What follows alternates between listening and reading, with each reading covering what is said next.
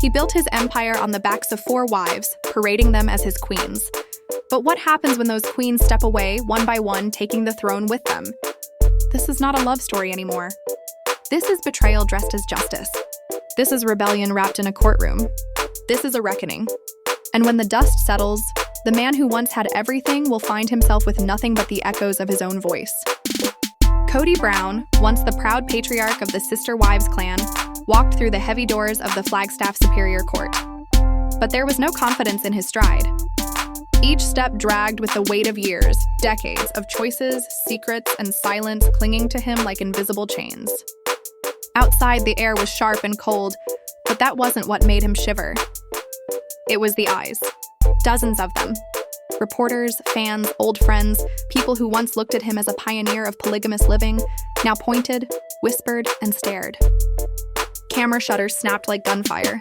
Someone shouted, "Kody, do you think the SisterWives will win today?" He didn't answer. He only clenched his jaw and kept moving, but inside he knew. This day was no longer private.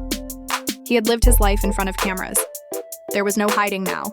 Not when 3 of the 4 women he once called wives were sitting on the other side of the courtroom as plaintiffs. Plaintiffs, Christine, Janelle, Mary, not family anymore. Not allies, opponents. The courtroom itself was colder still, silent, as if the walls were holding their breath. When Kody entered, the clerk's voice rang out, "Defendant present." Too loud, too sharp. His attorney leaned close, whispering, "Stay calm. Say nothing unless spoken to." Kody didn't even nod. His fists clenched white on the table. Then the doors opened again, and this time, the entire atmosphere shifted. Christine Brown walked in. Head high, eyes blazing, shoulders squared. She didn't just enter a courtroom. She claimed it. Behind her was Janelle, calm, composed, her face unreadable but her energy sharp as steel. And then Mary followed, silent as stone, but with eyes that burned hotter than fire.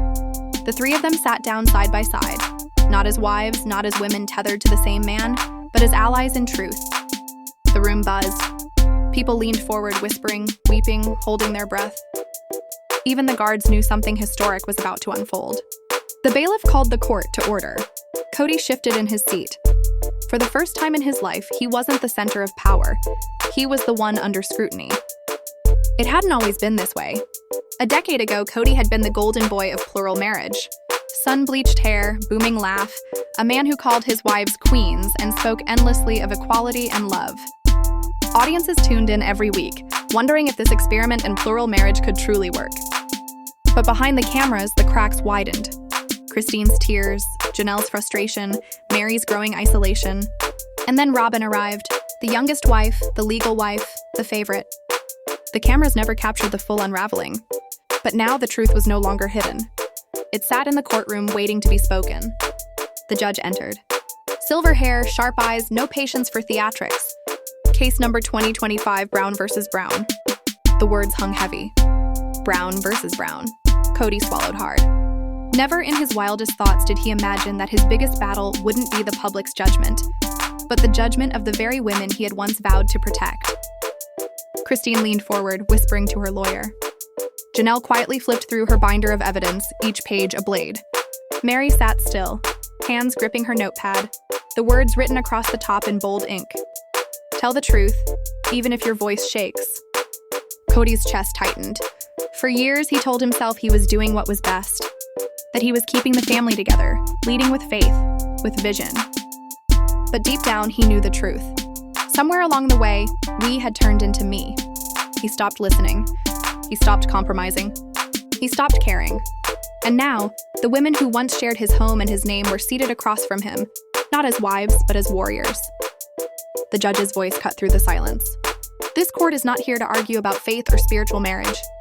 We are here to examine financial mismanagement, emotional distress, and the legal consequences of choices made under the name of a plural family. Kody looked across the aisle. For the first time, he didn't see Christine, Janelle, or Mary as his wives. He saw them as his accusers, as his reckoning. And when Christine finally lifted her gaze, locking eyes with him, it wasn't anger that Kody saw. It was clarity, a strength he had ignored for too long. It made his stomach twist, because in that single look, he realized this wasn't reality TV anymore. This wasn't a family meeting or a season finale. This was real. This was court. And this time, Kody Brown wasn't in control. Kody stared at the floor, his silence heavier than any words he could have spoken. He wanted to shout that this wasn't the truth, that this wasn't what happened. But deep inside, he wasn't so sure anymore. The words of Christine's attorney, Helen Vaughn, cut through the courtroom like a blade. This case isn't about a failed marriage. It's about the exploitation of trust. It's about a man who built his power over 3 women, promising them equality and spiritual unity, yet legally binding himself to only one. The impact was immediate, the courtroom charged with tension. Robyn's name had not been spoken, but her presence lingered like a ghost over every corner of the room. Vaughn turned her gaze to the women who had once trusted Kody with their lives. Christine Brown, 27 years invested, 6 children raised, yet no legal claim to the property she had worked for. Janelle Brown, who had poured her finances into homes and the infamous Coyote Pass land, now cut off from every legal right. And Mary Brown, legally divorced to make room for Kody's new wife, stripped of the fortune she had helped to build. Every word was a stone, stacking into a wall around Kody. Evidence, truth. A fortress of betrayal he could no longer climb. Vaughn's voice never trembled as she told the judge what would come. Communication logs, financial transfers, journal entries, transcripts, witnesses, all of it laying bare manipulation, imbalance, and control. Then she asked the question that silenced even the air in the room. When a man builds his kingdom on the backs of women and then abandons them, who stands for them? Not a sound followed. Even the scratch of pens seemed to pause. Vaughn returned to her seat without glancing at Kody, and Christine reached for her hand, giving it a quiet, grateful squeeze. Judge Mendes turned to Kody's side. "Mr. Lance, your opening statement." Kody's attorney rose, tugging nervously at his tie. His words aimed for reason but lacked conviction. He argued that no crime had been committed, that this was not exploitation, but the fallout of consenting adults who entered an alternative relationship with open eyes. He insisted Kody had tried to love equally, to provide fully, to hold the family together until the women themselves chose to walk away. His voice was steady, his arguments logical, but the room did not move with him. No nods, no sympathy. The words were polished but hollow. Even Kody could feel it. The tide had shifted against him. Then Vaughn rose again, her presence commanding. "My client gave Kody Brown 27 years of her life, 6 children, and a devotion that never wavered. And in return, she received nothing, no rights, no security, no respect." The judge leaned forward, hands folded, signaling that he was listening. Vaughn pressed on, her words sharp as glass but delivered with calm precision. Christine had been everything: mother, teacher, counselor, caretaker, cook, peacemaker, working day and night to hold the family together while Kody pursued the spotlight. And yet she was left with no property, no voice, no protection. Christine lowered her eyes for a moment as those memories stung. Packing for vacations she never enjoyed, paying bills from a common fund that wasn't so common, organizing birthdays for children who didn't even live under her roof. And through it all, her tears went unseen, dismissed as weakness, as drama. Vaughn told the judge they had text records, messages where Christine's concerns were brushed aside as insecurity. They had footage from the family's own show, where her pain had been broadcast, minimized, and mocked before millions. Kody flinched at that word, millions, because he knew it was true. This wasn't just a private betrayal. The entire world had witnessed it. The evidence would show more: bank transfers, emails where Christine respectfully asked for transparency and was dismissed with vague answers. And when she finally found the courage to say enough, Kody hadn't offered empathy or gratitude. He had given her blame, accusing her of destroying the family, as though she was the problem. Vaughn's final line cut through the air like a whip. Mr. Brown gave Christine a spiritual marriage, and she gave him her entire life. He gave her a plural family, and in return, he gave her solitude. And when she asked for equality, he handed it to someone else. The silence that followed was crushing. Even the court reporter froze for half a second. Kody didn't lift his eyes. He didn't dare. Because deep down, he knew the narrative he had carefully crafted was unraveling, not from exaggerations, but from facts. Facts he had avoided. Facts he could no longer run from. The judge thanked Vaughn and turned to Christine. "Mrs. Brown, would you like to address the court?" Christine rose slowly, her knees trembling, not from fear, but from the weight of the moment. This wasn't just testimony. This was her declaration, her breaking free from the shadows of a story that had never truly been hers. Her voice began softly. Your Honor, I never wanted this. I never imagined we'd end up here. I married Kody because I believed in something bigger than myself. I believed in family. I believed in him. Her voice cracked once, but she pressed forward. I gave everything. I raised our children. I moved wherever he asked. I gave up friendships, stability, even my own identity because I thought that was what being a good wife meant. Her eyes glistened, but the tears did not fall. But over time, I realized I was no longer an equal. I was a piece of a structure that existed for him, not for us. My feelings didn't matter. My presence became optional. And when I finally said no more, I was told I was selfish, that I was tearing the family apart. But the truth is, it was already broken. I just happened to be the one living inside the cracks. Christine turned her eyes toward Kody for the first time that morning. I don't want revenge. I want recognition. I want the court to understand what I gave, what I lost, and what I sacrificed. And I want my children to know their mother didn't walk away from her family. She walked toward something better. Something real. Something real. The courtroom had fallen into a silence so heavy it seemed carved into stone. Christine's voice still echoed in the air when she sat down, and every eye turned instinctively toward her. On the defense table, Kody finally glanced at her.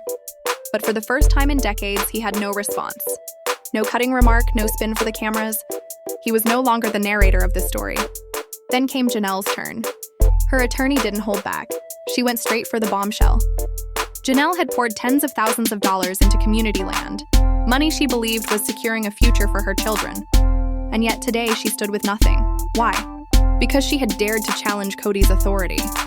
The room erupted in whispers, a stunned disbelief rippling through the gallery. Even the court reporters, their pens racing across paper, looked momentarily frozen.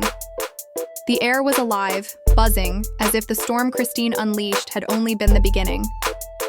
Judge Mendes shifted, eyes sharp, voice firm. Miss Janelle Brown, would you like to give your testimony now? A long pause followed. Then Janelle rose slowly, deliberately. She adjusted her glasses, placed a yellow leather binder on the stand, and answered with steady confidence. Yes, Your Honor. I'm ready. Something changed in the atmosphere. Christine had brought raw emotion. Mary would bring quiet fire. But Janelle brought evidence. The kind of evidence no one could run from. She opened the binder, and instantly the camera zoomed in. Reporters stopped scribbling. This wasn't going to be a plea. This was going to be a dissection. Her lawyer, Aaron Moore, stood beside her. Calm, brilliant, her voice cut like steel. Your Honor, my client will testify for herself. But first, I want this court to understand what you're about to see. We have receipts, wire transfers, mortgage applications, land tax reports. Together, they prove beyond doubt that my client was a full financial partner in the family's property. Yet today, she holds no legal claim to any of it. Gasps shot through the gallery. Even Kody flinched, his face stiff, hands fidgeting. For the first time, he looked shaken. Janelle began. Your Honor, I came into this family as the second wife at just 23 years old. I believed in something sacred, something we were building together. Over the years, I didn't just buy groceries or school supplies, I made real contributions. Down payments, utility bills, vehicle loans, real estate. She lifted a paper from her binder. Here is a receipt for $30,000, money I personally wired into the Brown Family Trust account in 2018. It was the down payment for the Flagstaff property. Money I saved. Money I earned. Another page turned. Here's proof of the monthly payments I made, not for my own home, but for Robin's house. Because Kody told me it was ours. He told me we were one family. She looked directly at the judge, her gaze unwavering. But when I asked to see the deed, my name wasn't there. The judge's brow furrowed. Miss Brown, are you saying you contributed financially in writing, yet you have no legal ownership of any family property? Yes, Your Honor, Janelle replied firmly. I was told paperwork didn't matter, that we were family and family meant trust. But every time I asked to protect myself with signatures or contracts, I was told it would complicate things. Her voice remained calm, but the edge of steel grew sharper. I stayed silent for years. I believed eventually I'd be recognized as an equal partner. But every major decision, every land purchase, every financial investment went through Kody and Robin. The rest of us were told to wait. She flipped to a blueprint, the long-rumored Coyote Pass development plan. believed in this dream. I invested $82,000 into infrastructure, surveys, and preparation. But when I asked for my portion of the titles, I was told it was too early. Now she turned to Kody directly. You told me to trust you. You told me you'd take care of me. But the moment I asked where the money was going, you accused me of betrayal. You called me disloyal. The Kody sitting in court was not the confident patriarch from the TV screens. His face had gone pale. The man who once believed his wives would always obey was now being dismantled, piece by piece, by the very women he had silenced. Janelle closed her binder with a soft, deliberate snap. I'm not asking for reconciliation. I'm demanding restitution. I want this court to see the truth. That my years of work, sacrifice, and money built a dream that left me with nothing. She raised one last document, a 2020 email chain. Here I asked Kody for records for reimbursement. His reply? She read aloud.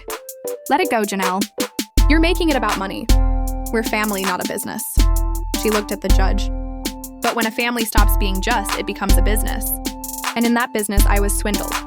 The courtroom stirred louder this time. Reporters scribbled furiously. The judge leaned forward, pen tapping once against the bench. His words fell like a hammer. Spiritual trust does not erase legal responsibility. Kody sank in his chair, gut twisting. For years, he had believed he was untouchable, the head of a family who would never dare defy him. But here in this courtroom, they were not just defying him, they were standing together. And then came Mary. Once the legal wife, then the overlooked one. She rose from her seat with no binder, no lawyer by her side. Just herself, her voice, and the truth. I'll speak for myself, Your Honor. Her words weren't loud, but they didn't need to be. The weight of them was undeniable. She turned to face the judge, the gallery, and finally Kody. I married him when I was 19. I was the first wife. The legal wife. I believed in him. I believed in our religion. I believed love could be shared without being destroyed. She paused, the silence wrapping around her like armor. I trusted him when he promised we'd grow old together. The room seemed to hold its breath. Kody's jaw clenched. He knew exactly what was coming. Mary's voice didn't tremble. When he wanted to take more wives, I agreed. Not because it was easy, but because I believed in the vision. I raised children that weren't mine. I shared holidays. I sacrificed time, space, comfort, because I believed I mattered. Her eyes dropped for just a second. But I was wrong. She straightened her back. In 2014, Kody asked me for a divorce. Not because we were falling apart, but so he could legally marry Robin. He told me it was for the kids, for adoption. And I believed him. So I signed. I gave up my legal standing. I thought I'd still be his wife in spirit. Her words cracked like glass. But once the papers were signed, I became invisible. No more conversations. No more closeness. No more choices. I went from being his partner to being a nuisance. A murmur rippled through the gallery. Some reporters leaned forward. Others covered their mouths in shock. Mary's voice hardened. For 6 years, we lived as strangers under the same name. No communication. No support. Nothing but silence. And when I asked him why, he told me I wasn't safe for him emotionally. But I wasn't the one who left. I wasn't the one who fell in love with someone else. I wasn't the one who abandoned this family. I was just the one who stayed. Her hand trembled as she pulled out a yellowed letter. This is something I wrote in 2017. I never gave it to him, until now. She unfolded it and read, her voice low but unflinching. Dear Kody, I miss you. I miss your voice. I miss feeling like I mattered. If you've lost love for me, tell me.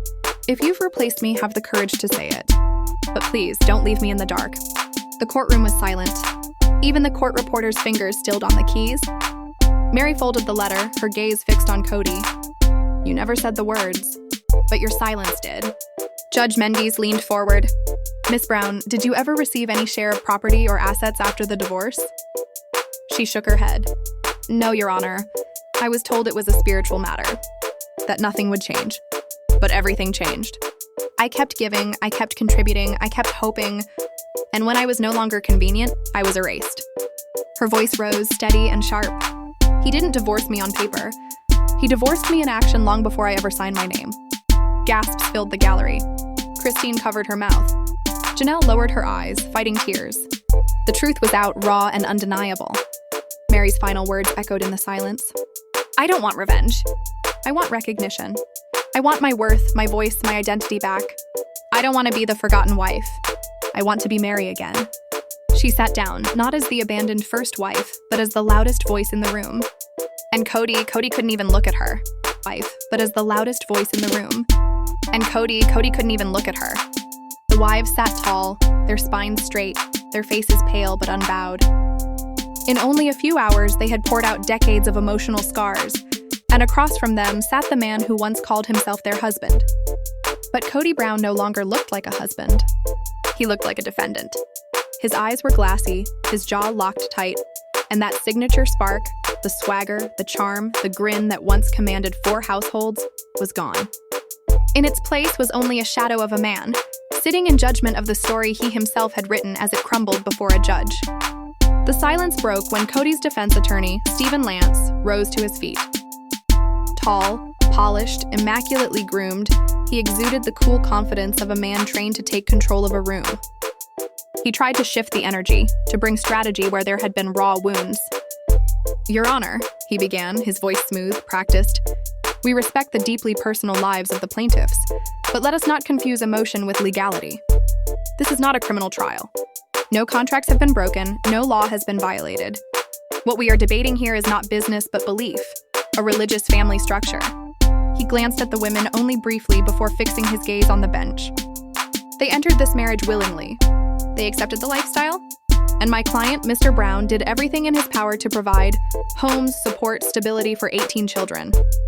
He is not a villain, Your Honor. He is a father who built 4 households and tried, imperfectly, to hold them together. Is he flawless? No, but perfection is not the legal standard. Spirit is not law. And by the standard of law, Mr. Brown owes these women nothing." A low snort came from the gallery. Christine flinched. Janelle's jaw tightened. Mary didn't move. Even the judge raised an eyebrow, though he said nothing. The humanity of Christine's heartbreak, the hard evidence Janelle laid down, the quiet devastation of Mary's testimony, it all hung in the room like smoke that no logic could clear. Still, Lance pressed forward. "If it pleases the court, I would now like to call Mr. Kody Brown to the stand." The moment was expected, but it hit like a thunderclap. The defendant himself would speak. Kody rose slowly, shoulders stooped, moving without the cocky energy that once lit up his television interviews. He looked older, heavier with the weight of everything exposed. He took the stand, swore his oath, and waited. Lance began gently. "Mr. Brown, what were your intentions in creating this plural family?" Kody coughed, his voice low, rough. "I believed love wasn't meant to be possessive. Each wife brought something unique. I never wanted to hurt anyone. I only wanted to maintain the family unit. Did you ever knowingly mislead your wives about finances?" "Never," Kody replied quickly. "I never kept money for myself. It always went back to the homes, the kids, the future." "And what about Mary? Did you abandon her as she claims?" Kody's eyes dropped. His voice thinned. "That's complicated. We drifted. Things were said, things were done. I didn't want to leave her. I just couldn't go back." His words were dull knives, blunt but painful nonetheless. Lance nodded. "No further questions for now." The silence was shattered as Christine's attorney, Helen Vaughn, rose from her seat. She moved to the center of the courtroom with a calm precision that carried more menace than shouting ever could. Her voice was cool, sharp. "Mr. Brown, you claim you treated your wives equally. Is that true?" "Yes," Kody answered. "Then explain why the only legal mortgage you ever signed was for the home you shared with Robin." Kody faltered. "It seemed best at the time. Yes or no?" "Yes." Helen's eyes narrowed. "And why did Christine, who raised 6 children over 27 years, receive no ownership stake in Coyote Pass?" "She left the family," Kody muttered. "Before or after you told her you were no longer interested in her?" The color drained from his face. "Before," he admitted, voice breaking under the weight. Gasps rippled through the room. Helen pressed harder. "How often did you visit Janelle's home in the last year of your marriage?" "Not often. Maybe once a week." "And Robin's?" "Every day." Her voice never rose, but each question landed like a blade. "So your idea of equal treatment was spending 7 times more with one wife than the others. Is that correct?" "It's not that simple," Kody snapped. "Robin had younger children. She needed me more. And Christine's didn't? Janelle's didn't?" He said nothing. "Did you tell Mary you no longer considered her your wife years before she left?" "Yes." And during that time, you still accepted her financial contributions to the family? His head dropped. Yes. The room froze. Even the air seemed to pause. Judge Mendes leaned forward, his voice calm but cutting. Mr. Brown, while this court does not rule on morality, it does rule on patterns. And what I see is a pattern of favoritism, financial misdirection, and a lack of transparency. Spiritual trust does not erase legal responsibility. Do I make myself clear? Kody nodded weakly, but the fight had drained from him. He knew the tide had shifted. Then came the shock no one expected. The judge looked toward the plaintiff's table.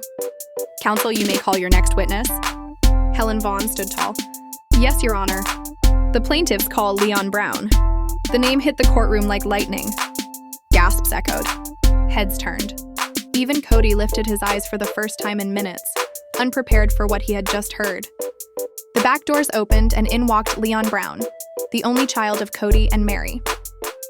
Dressed simply in a black shirt and slacks, Leon carried themselves with quiet power, face unreadable, back straight. They walked past their father without a glance. Kody blinked, his lips parted, but no words came. At the plaintiff's table, Christine placed a steady hand over Mary's. Leon approached the stand, raised a hand, and swore their oath. Their voice rang out clear and calm. My name is Leon Brown. I am Kody Brown's child. I am Mary Brown's only child. I was born into this family, and I lived the life my parents showed the world on television. The judge nodded. You may proceed. Helen stepped closer. Leon, can you tell the court what it was like growing up in the Brown household? Leon paused, carefully choosing each word.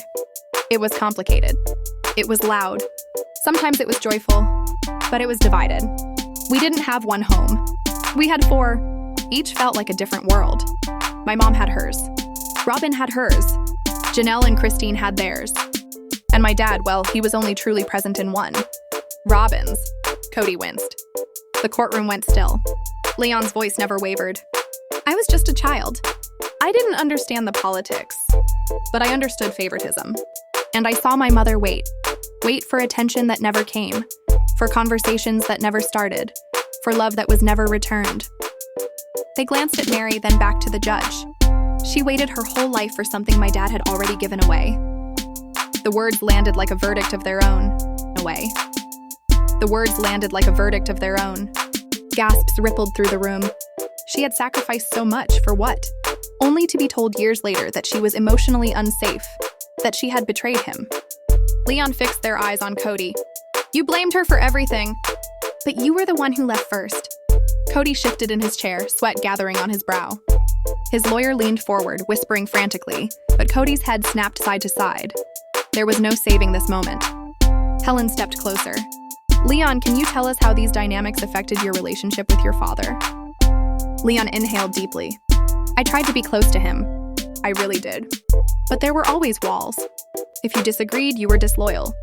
If you had your own voice, you were difficult. I was called rebellious for asking questions. And when I came out queer, he said he needed time to get it. That was years ago. I'm still waiting. Christine covered her mouth. Mary's eyes shimmered. The gallery gasped again, the air in the courtroom shifting. This wasn't just about broken marriages anymore. This was about broken people. I watched my mother shrink. I watched Christine fade. I watched Janelle carry the load while no one carried her. And I watched Robin treated like royalty while the rest of us were left crumbs. The judge leaned forward. In your view, Leon, was this arrangement equitable? Leon didn't hesitate. Not at all. It was one king's kingdom. And we grew up believing that was love. Even the court reporters stopped writing. The room was still, truth was being spoken without fear. Helen asked her final question. Why testify today? Leon looked at Christine, then Janelle, then Mary, before locking eyes on Kody. Because they are owed justice. Because I witnessed. Because I saw the tears behind the cameras. Because I watched my mom get discarded like an expired coupon while he played happy husband to Robin. And because truth counts, even when it hurts. Judge Mendes nodded slowly. Thank you, Leon. You may step down. As Leon passed Kody, their steps never faltered. No words, no glance. Just silence. Mary reached out and clasped Leon's hand. The judge turned back to Kody. Mr. Brown, do you wish to respond? Kody's mouth opened, then closed. His glare cut across the room, at Leon, at Mary, at Christine, at Janelle. but his words came out barely above a whisper. "No, Your Honor." For the first time, Kody Brown was speechless, and the courtroom was draped in a silence thicker than any outburst. Silence that carried weight, that pressed against the walls, that settled in the marrow of every person there. But the trial wasn't over. Helen turned toward the jury. "Your Honor, for the record, we are introducing evidence, Exhibit 14A through 14, documentation of expenses, bank records, and property deeds." The projector lit up. A color-coded spreadsheet appeared, years of deposits, withdrawals, land purchases. Then the map of Coyote Pass. Janelle, 0%. Christine, 0%. Mary, 0%. Robin and Kody, 100%. The courtroom erupted in murmurs like an approaching storm. Kody pressed his temples, his lawyer sitting frozen, because the records were real.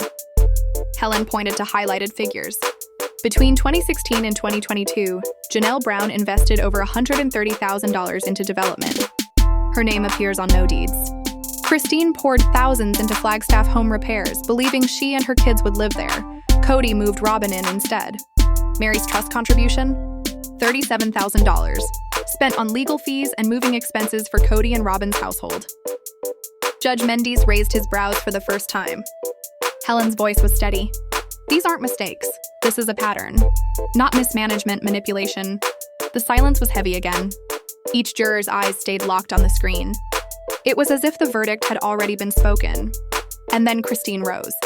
"Your Honor, may I say one more thing?" The judge nodded. Christine walked slowly to the center of the courtroom, the place she once occupied in Kody's world. But now she stood alone, strong. "I believed in the dream. I believed in him. I thought we were building something sacred. Instead, I endured decades of waiting, of being told to be patient, to not rock the boat. And when I demanded equality, I was told I was the problem." Her voice trembled, but she pressed forward. "I gave Kody the best years of my life, my body, my time, my youth. I gave him 6 children, and I left with nothing. No home, no retirement, no property, only debt and scars." She turned to the jury, then to Kody. "If this wasn't about money, why was Robin safeguarded on paper while the rest of us were erased? If this wasn't about control, why call us equals while secretly signing us away?" She paused. Her words cut like glass. "You taught us to believe in a family that never existed. And you led the world to believe we were loved while your allegiance was always to one woman. I'm not bitter. I'm not even angry anymore. I just want the truth to matter." Her heels clicked back to her seat like a gavel striking wood. And for the first time in years, Kody Brown wasn't the narrator of his story.